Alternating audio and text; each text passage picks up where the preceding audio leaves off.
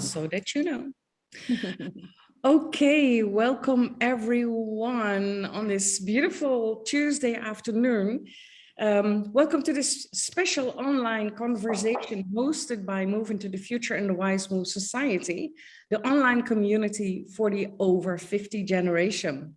This wise generation is growing rapidly. We're living longer, are longer healthy and active, and are better educated than ever.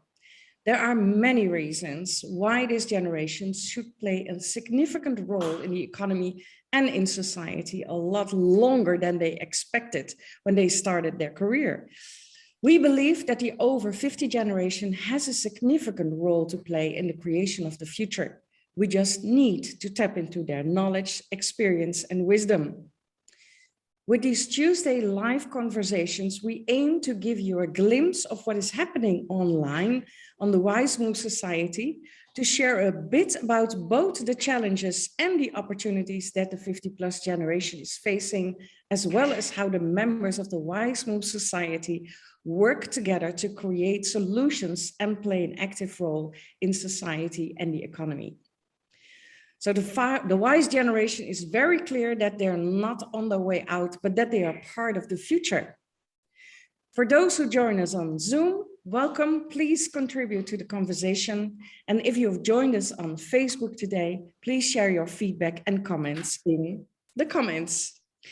So my name is Ingun, I'm the founder of Move into the Future and the creator of the Wize Move Society.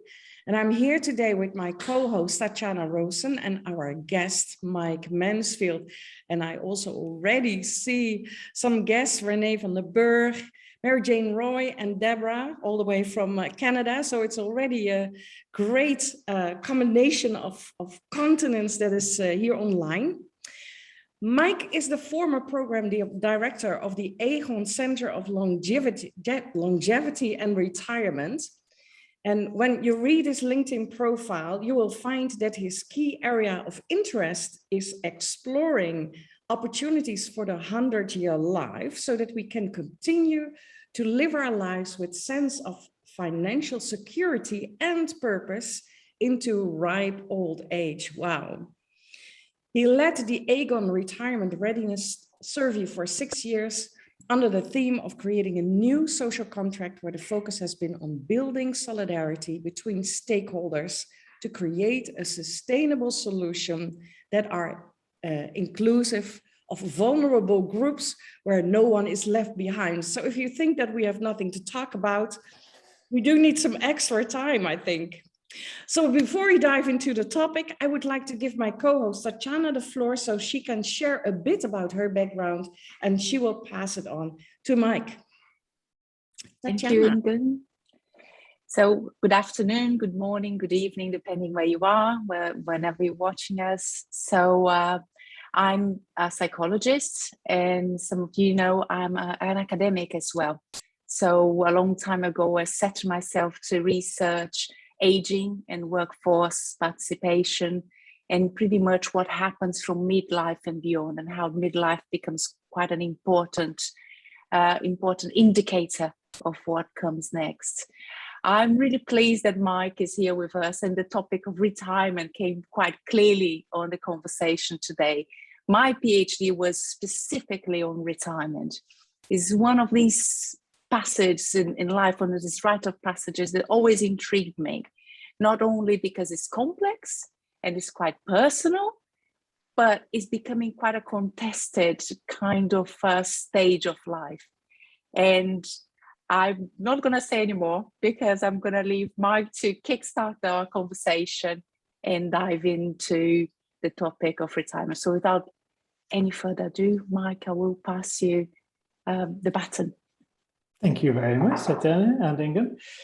And maybe before we start into it, I am, as we heard, Mike Mansfield I work for the Aegon Center for Longevity and Retirement. I've been with Aegon for 18 years and have been very lucky to get into this topic through a happy sense of evolution. When I started my career at Aegon as an auditor, which doesn't have an awful lot to do with longevity, but managed to wangle my way from being an auditor to convincing my old boss that I was My audit skills will be really good as a basis for helping in the sustainability area and making sure that our sustainability report to the external world was accurate. And then managed to use that as a stepping stone to look at our purpose and what we were doing. And that's really where helping people achieve a lifetime of financial security and that 100-year life topic really started to resonate. And when the opportunity popped up to lead the Aegon Centre for Longevity and Retirement, it was something I jumped with open arms. I think the topic is so important, like you're saying, or we've been saying in these calls, we are living longer and we are living longer in better health, which is really the gift that we've got, that extending of the middle part of our life, as Camilla Cavendish has written about in many of her books, is really something that we need to capitalize on in terms of the opportunity that we've got. But that the shift in the developments of medical science and the fact that we can live longer has meant that the way we have lived in the past is probably, I mean, it's a bold statement to say not fit for purpose anymore, but definitely needs to have a relook in terms of, you know, when we were growing up, education, working, and retirement. And now the idea of retiring at 65 and maybe spending the next 20, 30 years in retirement is not really affordable for many, but also not something that I think many people want to do. So I'm looking forward to talking about that with the group this afternoon. Yes, thank you, Mike. And that's issue of the retirement funds that is, of course, it's becoming more and more obvious that this is really happening.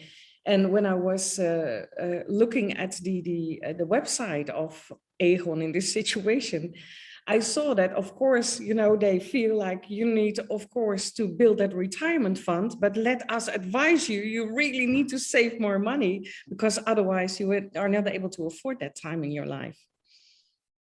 That's true. And I think that is ever more true today, that responsibility is shifting.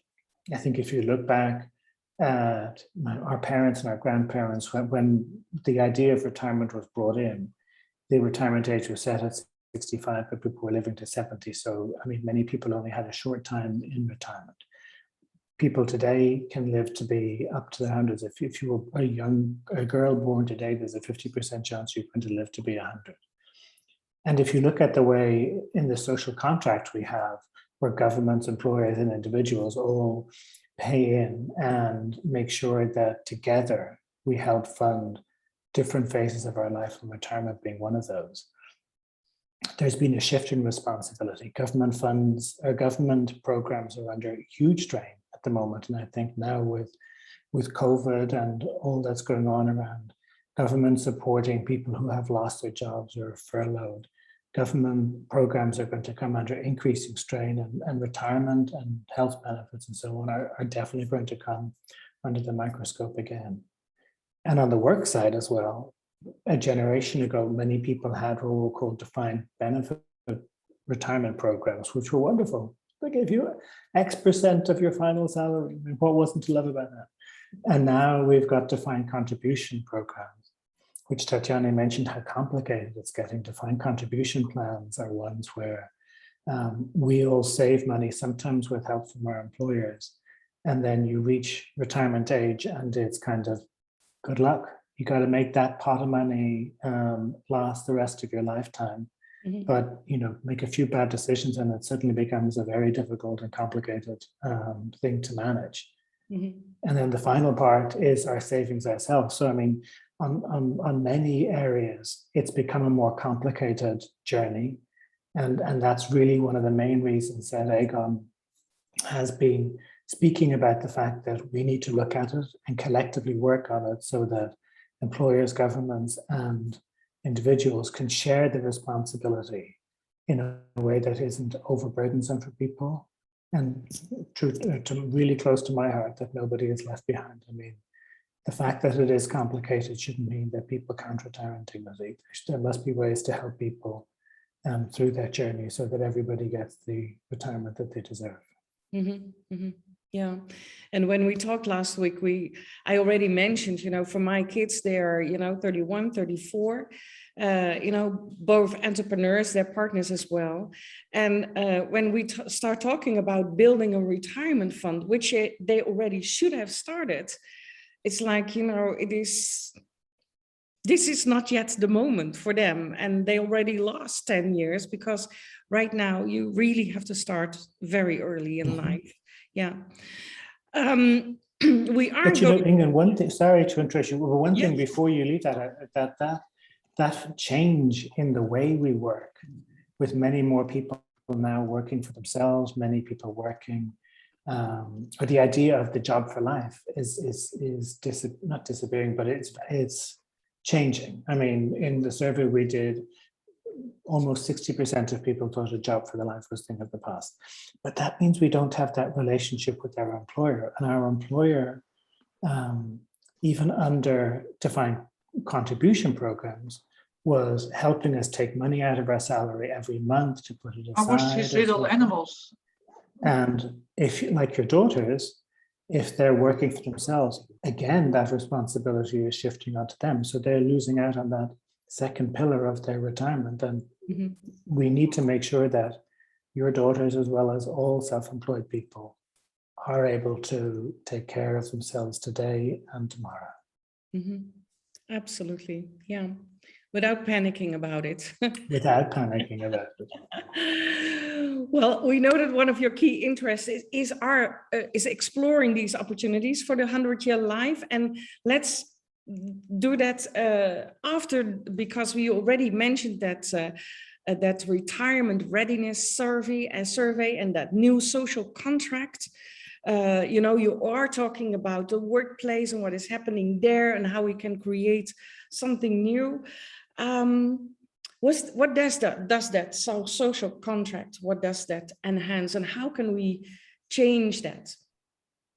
So with the social contract, we were looking at how employers, governments, and individuals work together to make sure that they can have financial security throughout life. And as we saw, it is under strain. I think we do need to make sure that we rebalance the way we are contributing to it so that it will stay sustainable.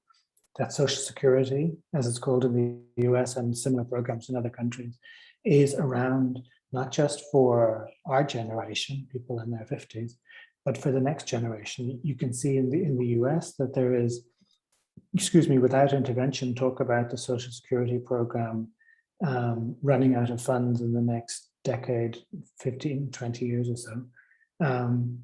But that's the cornerstone. I mean, in the work we had done across 15 countries around the world, we saw that on average, people expected 45% of their income, their retirement income, to come from government sources. So we need to find a way to make sure that those programs are there, because that's almost a half of your income. And again, balancing that with money coming from employer programs and from your own savings. But you did see a generational difference. I mean, I can't remember the numbers off the top of my head, but younger people, we're seeing that their own savings was going to be a higher proportion of their retirement income than older generations. So they're recognizing that. But again, from an intergenerational equity point of view, we want to make sure that we're not shifting too much burden down onto people of younger generations. Yeah, and that 45% that has to be paid by our children. Absolutely. And that group is a lot smaller than. Yes. We're huge, this baby boomer. Anyhow, Tatiana, giving the floor to you, and I see that there are already questions appearing in the chat box also. Yes, it's fantastic. No, I think those are very, very interesting points, Mike. I quite like the idea that you talk about the social contract, because we came through a whole generation that careers changed quite a lot. So we became responsible for our career development, for career progression, for going up the ranks. And suddenly that boundaryless, that idea that you look after yourself and we, the organization, we put our hands up and hope for the best, in a way gave the burden back to individuals to deal with their own lives. And I think that's what we're seeing in that side now of life, because it's pretty much a reflection of being happening in the workplace. And I think that's interesting that we still have this illusion that the baby boomers that are retiring are all really well off, and they have a lot of money and property and so on. And looking at a new report from Center for Aging Better, it's not quite like that. There's quite a lot of over 50s in a difficult situation. Exactly what you mentioned, a bad decision here and there, and that pot of money drained, that disappeared. And I think one thing we do need to look at is, you can see people having their income coming from government sources, employer sources, and their own savings. But I think we really do, and we have spoken about it before. I listened to Elizabeth's conversation a few weeks ago, Elizabeth Zell's conversation, as we went looking at entrepreneurship and looking for ways to find income streams in the future. And a key part of our research was looking at how the world of work is changing, but only a third of people imagine the cliff edge retirement that we spoke about, that people thought about in the past. The majority of people see some form of work in the future, many times for financial reasons, but many times for positive reasons, like wanting to stay active and staying engaged. But we really do need, as part of that social contract, to think about how we enable people, give people as many opportunities to make sure they're as resilient as possible throughout the course of their life, being able to work, staying healthy. And that's very, very important, because people do want to contribute. Mm-hmm. I think that's again, I think that's a very, very important point. Indeed. that people want to continue to contribute. They don't want the idea that someone just wants to sit at home and do nothing with their time is a very sort of misconception on what people want to do. I'd be interested to hear, as a psychologist, one thing that's a thought that I've often had, but it'd be interesting to hear what a psychologist thinks about it. I've noticed when people move from working to being retired, they sometimes change the way they speak about themselves in terms of I am a teacher to I was a teacher, and the tense changes.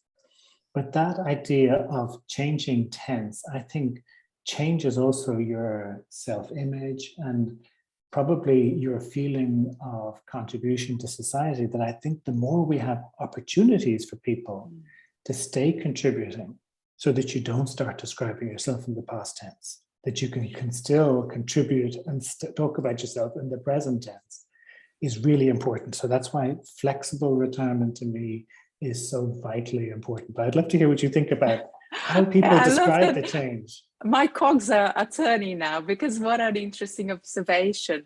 One of the main reasons I embarked on my PhD was because I was watching a TV interview, and there was someone that helped to resuscitate someone in the shopping mall, so done the whole emergency procedures. And the reporter interviewed this man and said, let's talk to this pensioner. How did he save that person in the shopping mall? And the pensioner said, I am a trained GP. I happen to be retired. And I thought that was just so interesting, because suddenly on that moment, that knowledge was stripped from that person, and he was slapped with a label. Yes. So I thought that was very, very interesting, very along the lines of the past tense and present tense. Mm-hmm. And I think that the way sometimes the work is structured is very fixed.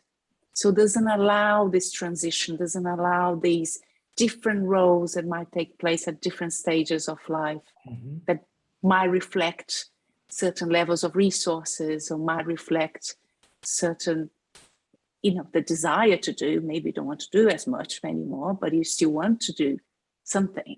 So I think that still define yourself as a contributor.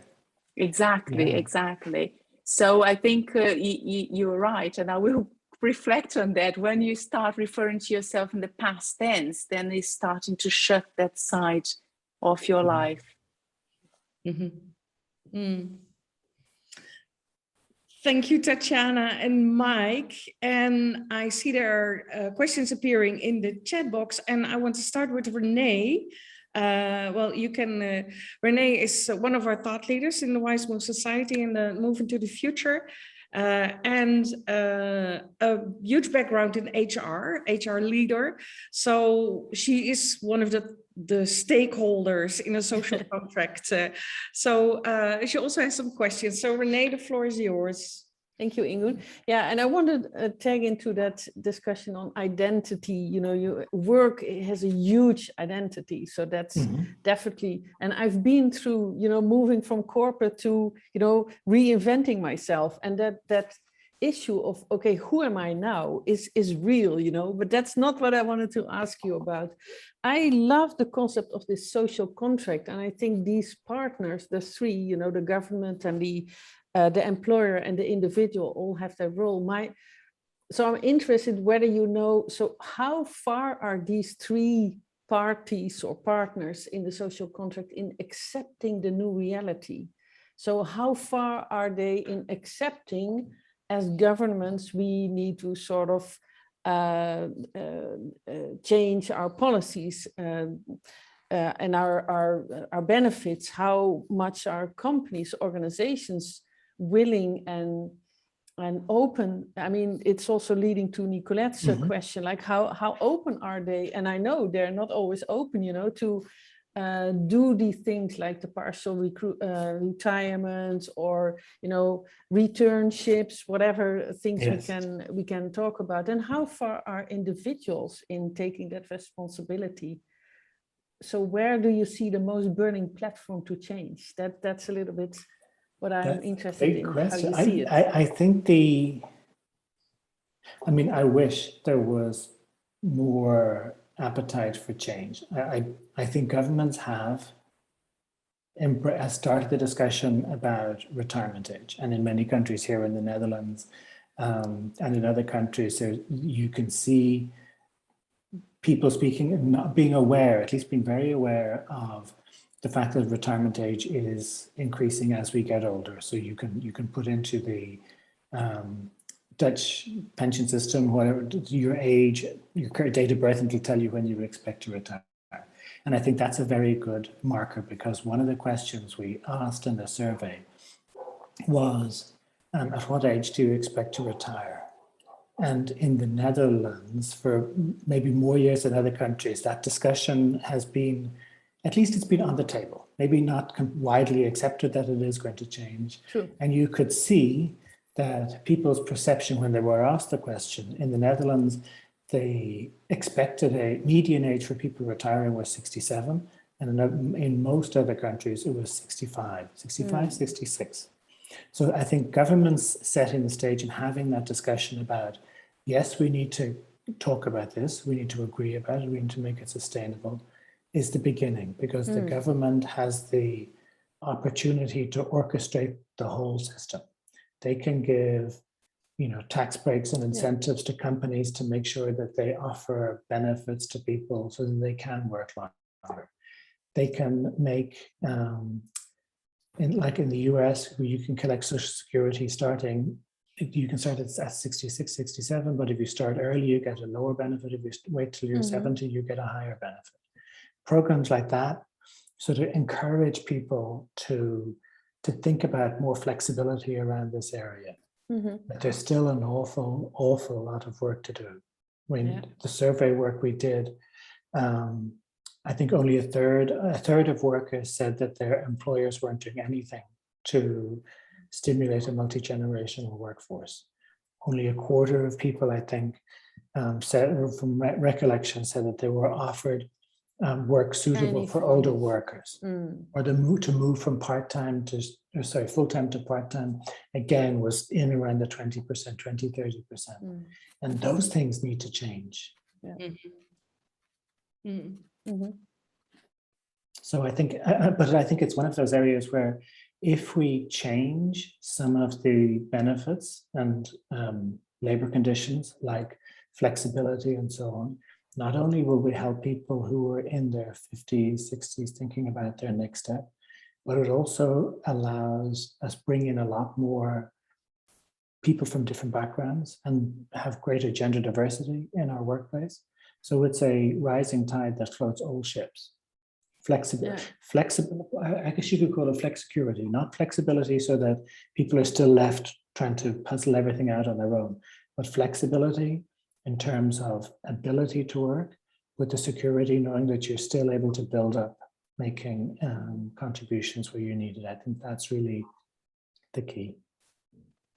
So when I listen to you, I hear almost that the systemic changes coming from the government would be the biggest lever to change.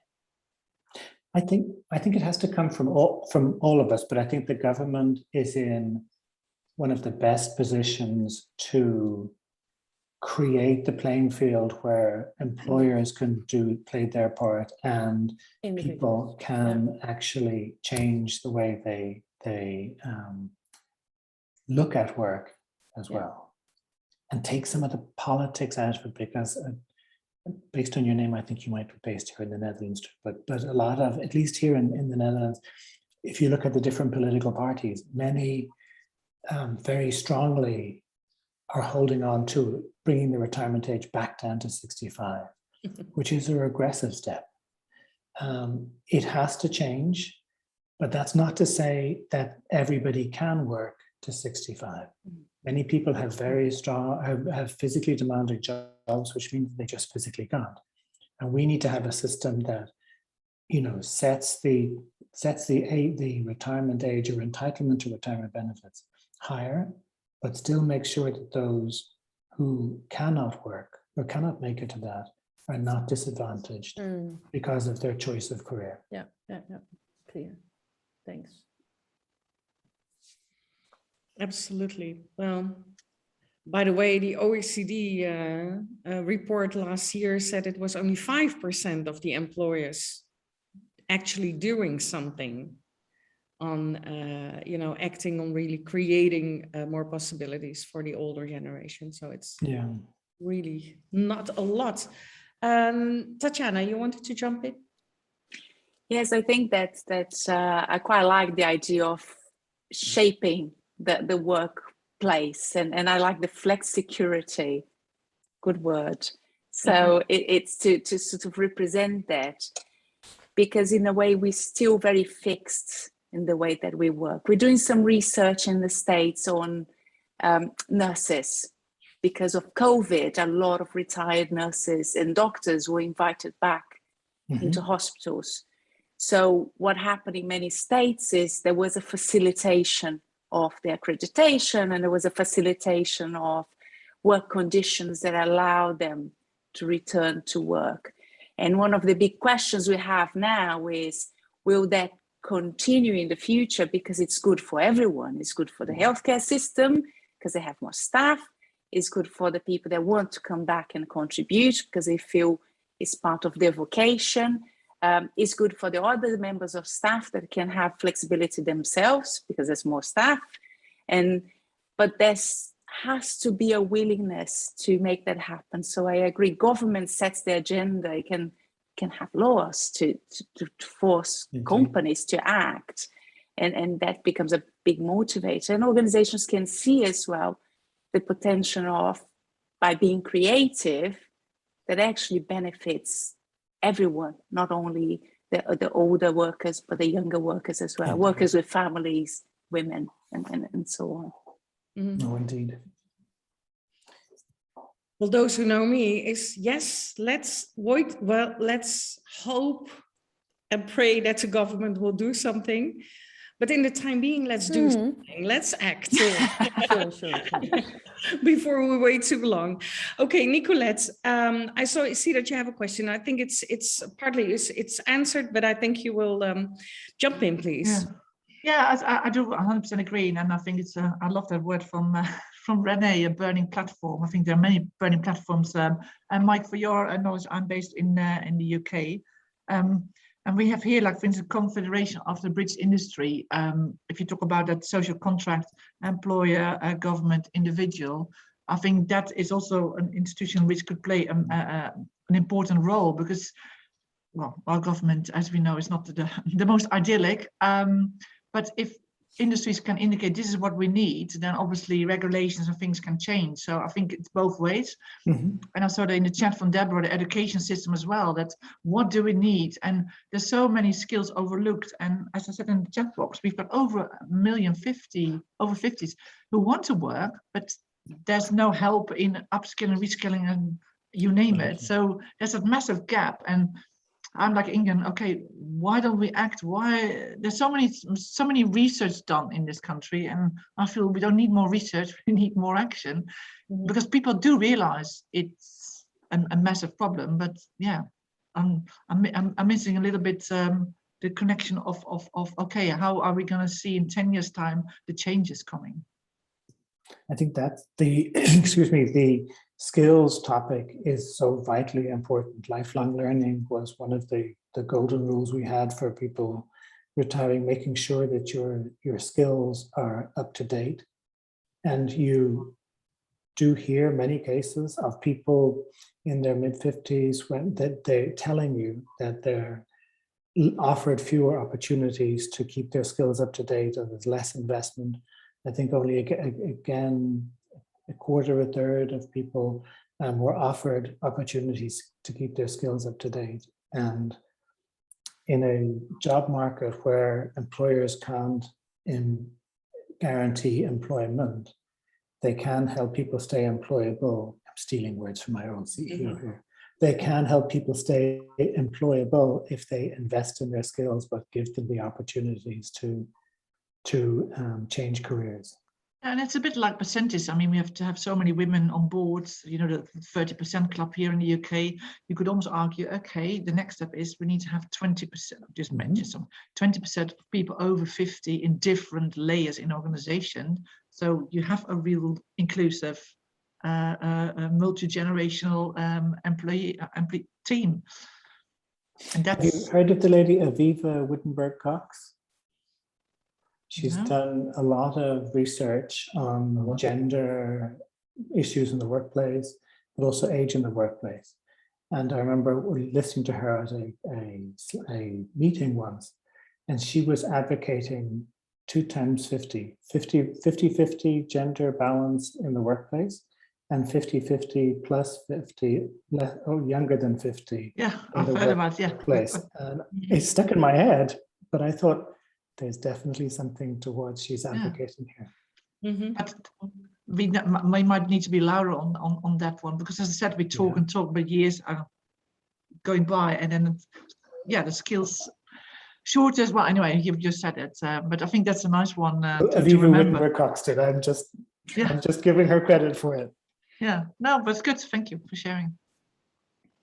And it's not only the skills, you know, we outnumber them completely. So if you let this generation go, you know, in a decade, or maybe even sooner, and in some countries it's already a huge issue, you know, this generation cannot be replaced by the younger ones. So it's not even about setting percentages and quotas. It is about please keep your company alive. And that is something that Elizabeth mentioned as well.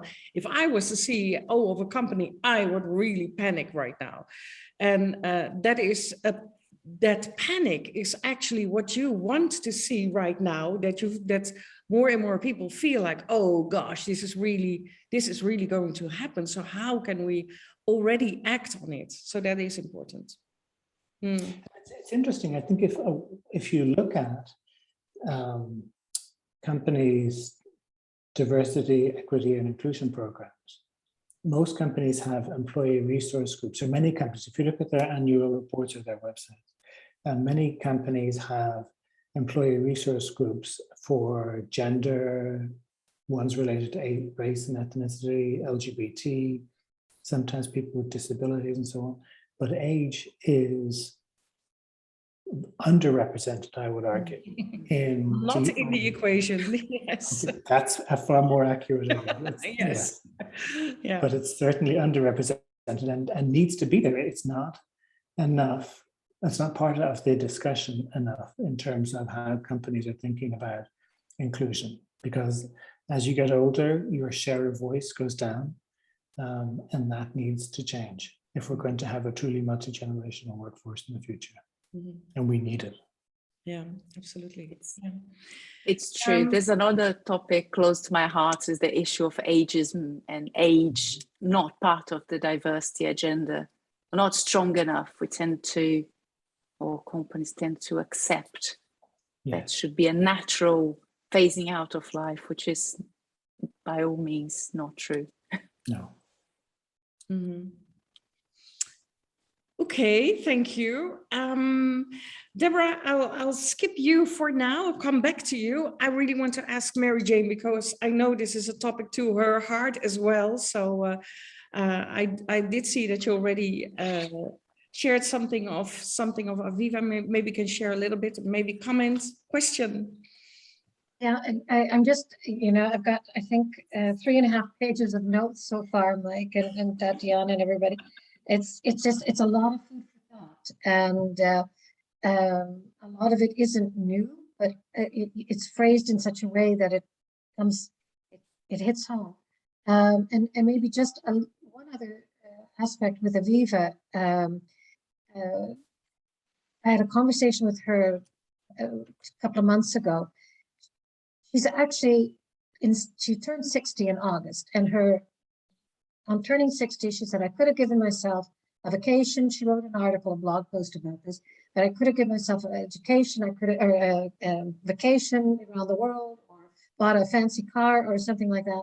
But she said, I'm investing in going to Harvard, and Harvard has a special program for top level executives, et cetera, who are close to retiring, that how do they extend their careers? And they have a full year at Harvard with access to all of the different components, et cetera. So she's really setting herself up for this lifelong learning aspect. And yeah, I think it's worthwhile. She writes a blog now. Her focus is now at going more and more towards the 50+ group, that we have to change our attitudes about what stage, what phase we are in life. So she writes some really interesting articles, worthwhile to follow. Yeah. Mm-hmm. Thank you. I'm meeting her next week, so I will talk to her. Okay, so I'm moving to Deborah. Deborah is she's one of the teachers on the Wize Move Society, one of the trainers, teachers, coaches, mentors. She's calling in from Victoria, Vancouver Island, and very active on healthy aging. So I can imagine, Deborah, that there are some issues that you would like to drop on the table. Well, I think we're all on the same page when we see the world shifting as it is now. And it really is beautiful to see a lot of people picking up the chalice to say, I have to make sure that my future has got all the boxes checked off as much as I can, which is keeping myself healthy, keeping myself vibrant, keeping myself active, walking or doing anything. And my question originally was, it all starts somewhere, and we're looking at the world today, and we're thinking, where are we and where are we going? And it's such a beautiful time to start in a place where 50 years from now, this is going to be a relevant conversation because it's just the norm of everybody taking care of each other. So it does start in the education system. And what is the education system doing, Mike, now to look at new ways to really embody what is going on? I mean, truthfully, really embody the change that's going on and look at what people are needing and wanting on all levels, on a physical, emotional, mental, and spiritual level, so that there's longevity there. And that carries people through this evolution, because there's a new way of understanding entrepreneurship. You know, there's going to be corporation, but where's the corporation going? We don't know where the corporation is going. We want to be a part of that, or maybe we don't want to be part of that. So we want the education to be part of the corporation, or maybe not. So what is going on in the education world? Do you see anything? I think there's been a lot of change. There's been many changes, and many of them good, that I've seen over the past maybe 10 years or so within the education area. But there's definitely areas where we definitely need to make or continue to improve. So on the positive things that have happened, in the past 10 years, you've seen a lot of these MOOCs, these massive open online courses that are wonderful, that offer courses either at no cost, low cost, from top universities around the world. And that really helps people in many ways in terms of just exploring and learning about new areas and opportunities, so that they can make a decision in their 50s or whatever point in their life to see, do I need to make a change? Would I like to work in this area? So I think it gives you a flavor, and that's really wonderful. They've also coupled that with many of the MOOCs offer credentialing to go along with it. So you can pay a fee for that. And that does help when you are looking for a job later on, to be able to go to a potential employer and say, I'm very interested in this area. I have experience and credentials in it, and use that as a way to get into work. There are other areas that you hear a lot of people speaking about, and I hear people speaking about it at some of the working groups and one of the OECD, looking at micro-credentialing, just-in-time training, and other ways for people to get the training they need to keep their skills up to date, but not necessarily in a way that's going to take them out of the job market, but allow them to micro-credentialing to do, a couple of hours work or maybe a week's work, but not take a month off work or try and commit to do a course on top of a busy job and a busy family life. So that, I think, is good and should be encouraged, to see how we can make that work. And how we can recognize it. And the other area where I think education has a big role to play is in financial literacy.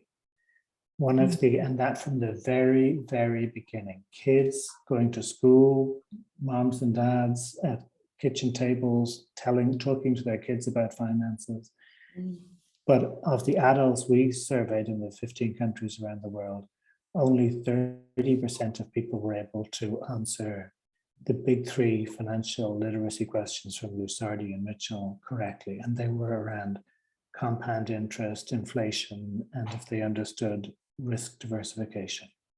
And in the discussion we had earlier at the beginning, at the top of the hour, we were talking about the fact that now many of us have to almost be our own chief investment officer, and as we build up our own retirement fund, how do we invest it? Where do we invest it? How do we make our choices? But even having the courage and the knowledge to be able to discuss it with a financial advisor. Financial literacy is so important. And I think from junior school right through school and at work, people should always be offered the financial literacy education and resources so that they can make the decisions they need in life. A very long answer. I'm terribly sorry. Very good answer. That's great. Well, before I see Tatiana and Mary Jane, we also have to move towards the 5 golden rules. So that's good. And of course, I just want to mention, of course, the Wize Move Society is also really stepping into that field of really educating and taking people on that transformation journey to find their new purpose and to really step into, so what do we need and where do I go? But also those entrepreneurial skills, because they are very important. And whether they are starting their own business or not, those entrepreneurial skills are also very much needed right now in the workplace. So Tatiana, first, Yeah, I'll make a very quick comment and then I will pass on to Mary Jane. I think that's the financial literacy. I think that's so important. It's something that even for certain cultures or certain people is kind of a dirty word to talk about finance and money. And it's so important that we lose that bad relationship with finance, because unless we talk about it openly, we can't plan for anything. So, and that goes for people talking to their families, to their spouse, to their children, to give that reality check as well in terms of finance. So I think this is actually very, very important. The other thing that I think that's important that we mentioned very briefly is the issue of health, creating workspaces that allow us to sustain an optimal level of health, because we are very bad in forecasting how our health will develop over time. So very easily we think we're going to be, like when I was in my 20s, I used to go out and next morning at 9 I was there to my lectures as a student and I was completely full on. These days, if I go out, if I sleep after 10 o'clock, I might, no, not 10, but there's some implications to everything I do. And I think that's the same with our health. We tend to make a bad forecasting of what's going to happen. And that goes hand in hand with finance. So if you don't have your financial planning, then that bad health planning sort of impact on that as well. I know Ingun wants to ask questions, but you're so right about forecasting your own life expectancy and understanding your health are so essentially important. I'll give you an example. So we asked questions around the topic of longevity and how you're going to live and got very different answers. If you ask people the question, how long do you expect to live and how long do you think you're going to live in good health? I think people came out with an average life expectancy of 80. We flipped the question around and asked people, at what age do you expect to retire and how long do you expect to live in retirement? Same thing, you're going to be on this planet for that period of time. You got a different answer. You got 85 rather than 80.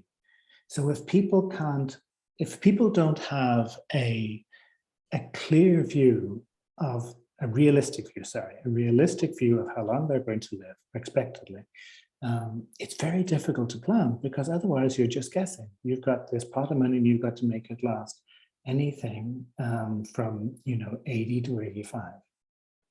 But lastly, on this topic, the group who were least good, I won't say worst, who were least good at estimating their life expectancy were young people. They underestimated how long they were going to live. But importantly for them, if you underestimate how long you're going to live, you're not going to save as much. But they're the very group of people who probably need to save more. So we need to really think clearly about read up and become aware of how long we're going to live, because that is such an important element of creating a financial plan or creating financial security if you know that you've got those years of life covered.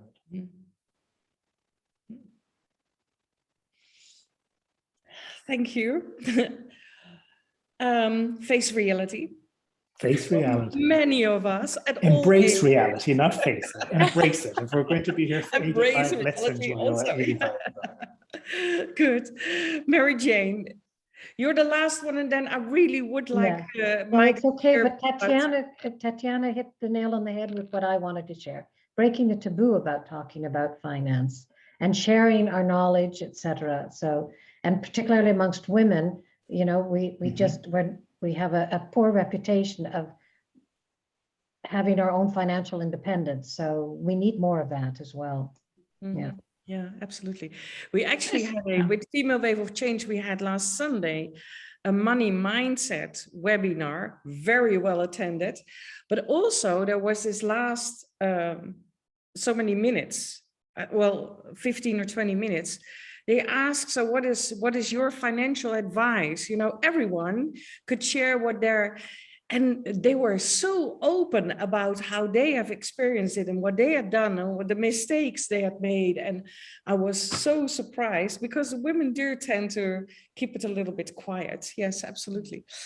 Okay, so Mike, I really would like to share a bit because it's already been so fantastic and inspiring. But you do have those 5 golden rules for retirement. And obviously, I think that we have to schedule a new hour for only the 5 rules, but maybe you can share a bit in the last 10 minutes We of our. can. And the wonderful thing is, through the magic of TV, we've managed to speak about lots of them already. So we can go through them. Good. The first one was when we spoke about people of different generations was starting to save early and saving habitually. We had found that people who save habitually over the course of their life are far better prepared for retirement, and they achieve far higher scores in their we used to have the Aegon Retirement Readiness Index and their retirement readiness. So that discipline of saving from an early age is important. And the earlier you start, the better. It makes such a huge difference if you start in your 20s compared to your 30s and 40s.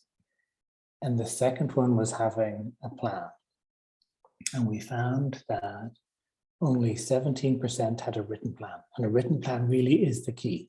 40% of people had a plan in their head, but I mean, crikey, one wonders how good that plan in their head is.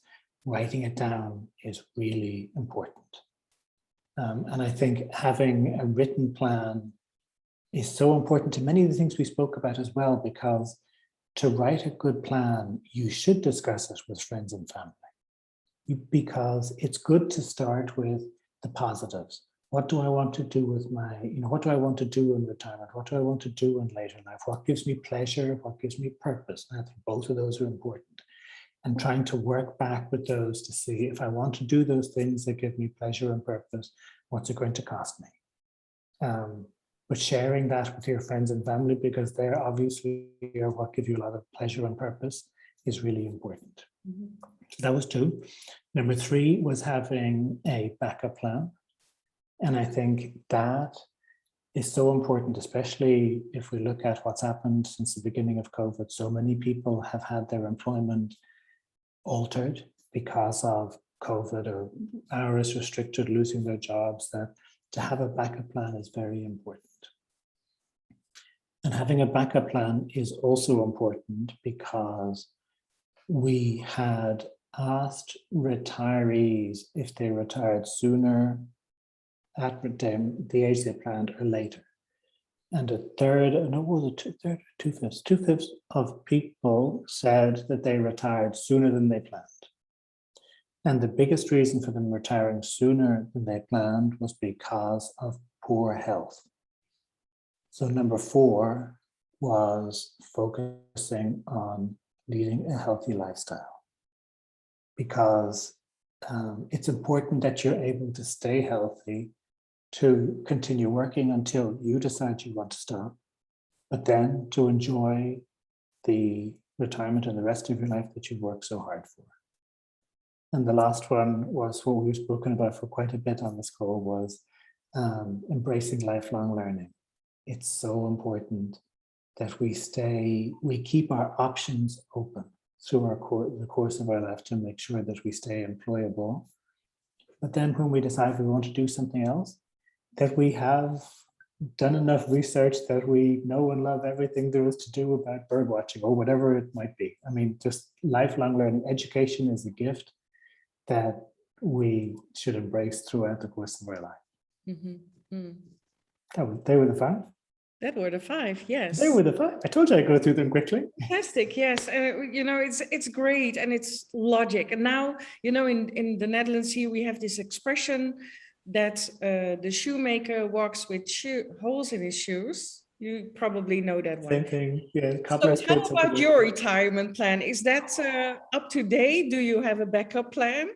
Did you discuss it with your partner and family? You know what? You know what? I think I am in some ways the cobbler, because I did earlier this year, I lost my job, or Aegon decided that I was going to be made redundant because of changes. So I have had to develop my backup plan and put my backup plan into operation.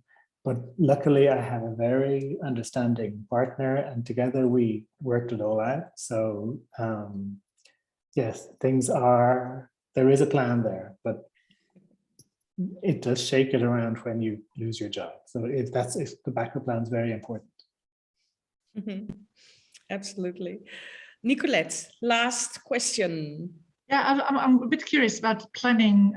Don't we all want to live as long as possible? But I work with quite a lot of people who are actually retiring early because of health reasons and feeling, actually, I might not get that old, and it's the other way around. So if you would ask me, of course, I would love to live until I'm 100, but how real is that? So just want a little bit more how you can really forecast it, because life's happening when you're making other plans in a way as well.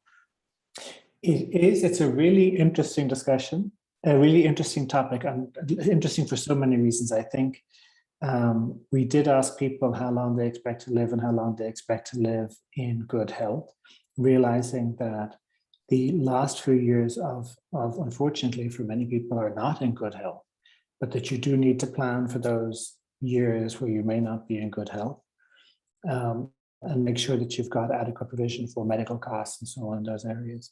But there's another discussion around, many people get to an age when they decide, this is it. I've reached this age. My friends and family are dying. I want to look at some alternatives like complete life or voltooid leven in the Netherlands. Working for a big company, that wasn't a discussion we were prepared to take on as a corporate, but I think it is part of the discussion. People have different views about how long life should be and how long they're enjoying life and what alternatives are. But it is part of the discussion, and we shouldn't shy away from it. Thank you. That was rather a depressing thought of me to end the last. Sorry about that, but I think it is. Sorry, it is part of life. It is part of life. So that is why I'm giving Tatiana now the floor, so that we don't end with the depressing part. Thank you. Tatiana, anything you want to share at the end? I think that one takeaway message, I think that's important one, is being open and honest with ourselves, with our families, and with what we want in life. There's just no, if we hide from the conversation, then we can have all the negative implications. But if we embrace the conversation, then we can actually spot opportunities and shape the future. So there you are. That's the high. Thank you for helping me out. Yes, fantastic, fantastic. Okay, last words are for you, Mike. Well, thank you so much for the opportunity and the great questions. It was such a great discussion. I really appreciate Wize Move taking on the idea of preparing for retirement, or this financial part of it, because I think financial resilience throughout the course of your life is so important.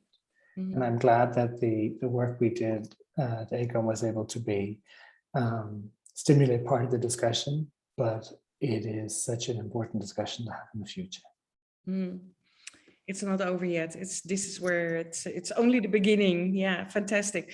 So thank you, Mike, again. Thank you, Tatiana, Nicolette, Renee, and Mary Jane. And Deborah already had to leave because she had a class, healthy aging, yoga, etc. So thank you all. And for those who are watching, this is just a glimpse of what is going on. It is a fantastic discussion, if you see what the future can and will bring. And of course, it is a glimpse of what is going on the Wize Move Society. So we love to welcome you there. In the comments, you will find a link if you want to know more about our online platform, online community for the 50+ organization generation. And also, you can become a member and even dive deeper into all these discussions. So looking forward to see you all. And next week is going to be it's the last week before the holidays, and so we are going to take time to reflect and everything that we have been hearing. So Tatiana and myself, we will be there, and we love that many of you that will join us at that moment. So next week, 5 o'clock, Tuesday, CET. So see you then. Thank you all. Thanks again. Thank you, Mike. Thank you. Bye-bye.